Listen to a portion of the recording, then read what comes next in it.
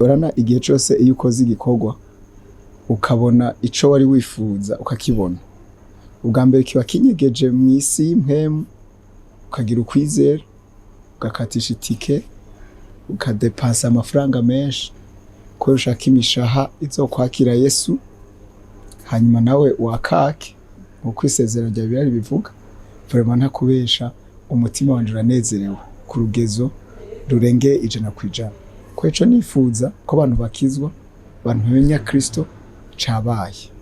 Rero imisi 2 yari iminyago myinshi kurusha igihe nizereye. Bakize ico twokwita interview muri baho ya mbere na mwebwe kuri Heritage, tubereka imigambi dufise, ibyo tuje gukora, kubasudira, kubashona hamwe n'ubundi buzima bw'abantu mu bitaro n'ibindi.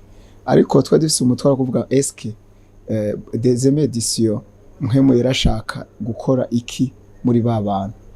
Kubera yagiye Burundi baho ya mbere yari baze ku bikorwa vy'impuhwe, gufasha abantu na seminaire ntoya. Ariko iyo seminaire ntoya yaduhaye icerekezo vision canke igikorwa cyo gukora edition ya kabiri mu byerekeye kunyaga imitima, kuzana imitima, twifocus dushire inguvu, umwanya munini kuzana imitima kuri Kristo kurusha ibindi bintu. Rero niyo edition ya kabiri yari iri baze kuri la spiritualité cyane. Rero amaresultat ya mbere yabayeho ayo munsi nayo ariyongerereje, kubera ni babandi nyene twakoranye, bamwe twafashe umwaka uheze kuvyerekeye imibereho kubaho kwabo n'amaprojet y'iterambere, nibo nyene bagarutse muri ca gisata muri ya point y'ivy'imwemu, bagaruka nibo babonye baririmbye, nibo mwabona bari muri protocole, nibo mwabona bakora udukorwa twose two kuorganiza dusanzwe. Urumva ko deuxième édition yafashijwe na zirita za première édition. Urumva rero niwo munezero tubona turonse. Au fait iyi misi 3 duhereye muri conference twakoze, ariko ibiri gikorane, ikintu cankoze ku mutima kirenze cane, uretse ko abantu bakijijwe, nukuru nabonye mpemu yera yigaragaza mu kubohora imitima, mu gukira ingwara. Ico kintu naco cafashije cane mu gisata c'ubuzima bwanje bwo kwizera. Sinkunda cane ko ibintu bijanye n'ibitangaza cane, ariko ni focusinga kenshi abantu gukizwa, kwakira Yesu. Ariko rero ibitangaza bice biherekeza agakiza birushirizaho kunezereza. Uyu munsi rero ikintu cabaye canezereje cane uretse ivyo, ukuntu muri departement ya mpemu yera mu gukiza imibiri abantu wabona bakira, bagakira, bagatanga bampaye témoignage inyuma y'igikorwa cabaye ejo ca mbere c'igikorane, bambwiye abakize bampa témoignage, nibaza ko vuba tuzobaha interview bakavuga. Hama uyu munsi naho nabonye ko habayeho atmosphere, ikirere cyo gutabagwa mu buryo bw'impwemu ku bantu bugukira. Ica kabiri, hari ikintu cakoretse ku gihugu. Ku gihugu kubera iki? Kubera jewe igihe naza, Imana yasunitse umutima wanje kuvuga ngo Burundi bubeho, Uburundi bubaho kuko Umurundi ari muri co abayeho. Rero byandyoheye cyane ko mpemu yayigura amaso yanje, a projecta anyereka Uburundi budasa n'ubwo uyu munsi, mu buryo bw'iterambere, ukuntu aeroport izoba nziza, ukuntu hazokuba ku bitaro bikomeye, abantu bagakira, ukuntu abanyeshuri, abana bazoba abantu bakomeye bakavamo bakiga bagakomera. Hariho ubundi buzima ku gihugu mvuyeho mbonye binezereje cyane. So nkuko baho ya mbere yamuritse baho ya kabiri, yari mu mwiza baho ya kabiri imurikwa n'umuco wabaho ya mbere, nkuko nabifatanije. Ubu ikintu ahubwo gisigaye gikomeye kuri ku mwaka kuri baho ya gatatu, ndiko ndasenga Imana mugabo hari ikimenyetso canyeretse guhagurutsa abakiri bato mu buryo bw'ingabire.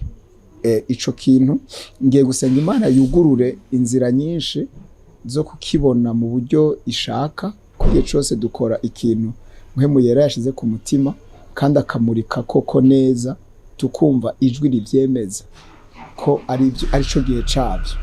Ariko ndumva ko Baho ya gatatu tugiye gushira kumurikira abana bato. Hari abantu bato bafise ingabire mu kuririmba, mu kuvuza, izo ngabire ariko banyegejwe ahantu.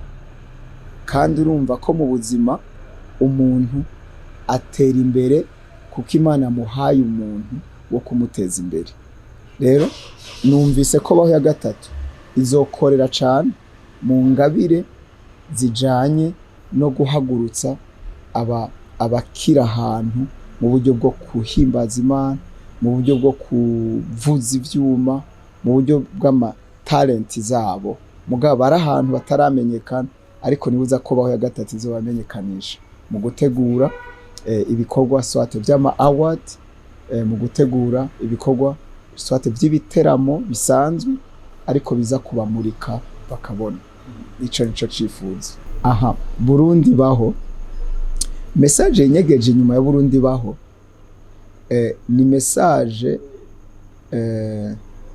yo guhindura ubuzima bw'umuntu canke bw'umurundi bukava mu kubona Imana nk'igicapo c'Imana idashoboye, hanyuma ukabona igicapo c'Imana ishoboye.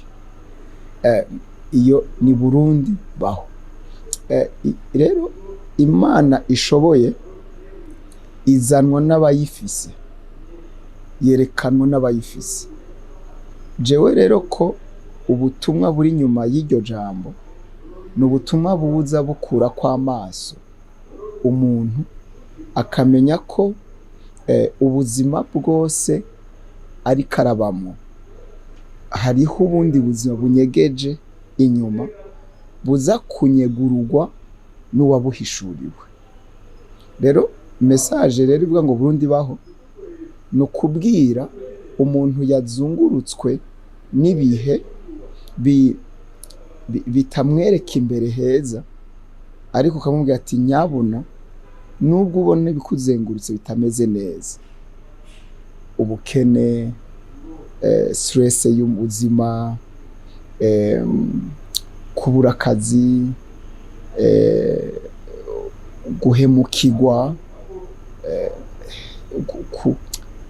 gushaka ivyiza ukabibura, kufise inguvu ukabura akazi, wakaronka naho nikagushitse kuco wifuza.